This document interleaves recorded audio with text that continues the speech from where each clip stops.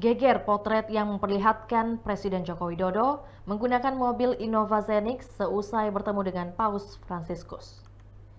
Adapun dalam kunjungannya di Indonesia, Paus menolak menggunakan mobil mewah, sebaliknya memilih menggunakan Innova Zenix. Menanggapi potret tersebut, pihak istana buka suara.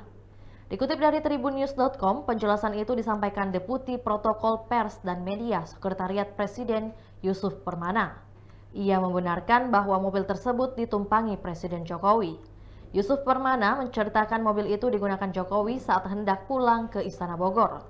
Adapun mobil itu digunakan seusai Jokowi menerima kunjungan Paus Fransiskus pada Rabu 4 September 2024. Namun pihaknya menyebut pergantian mobil yang digunakan Jokowi merupakan hal yang biasa dilakukan. Yusuf Permana menyebut Innova menjadi mobil yang digunakan Jokowi saat melakukan kegiatan yang bersifat rahasia. Bahkan Jokowi disebut juga menggunakan kendaraan Fortuner saat berkegiatan di jalan atau medan yang berat.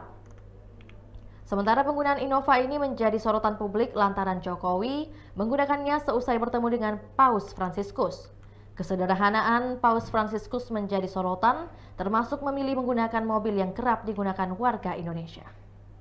Itulah tadi berita Hot News kita pada hari ini. Saksikan berita Hot News lainnya hanya di kanal YouTube dan Facebook Tribun Timur. Download Tribun X sekarang, menghadirkan lokal menjadi Indonesia.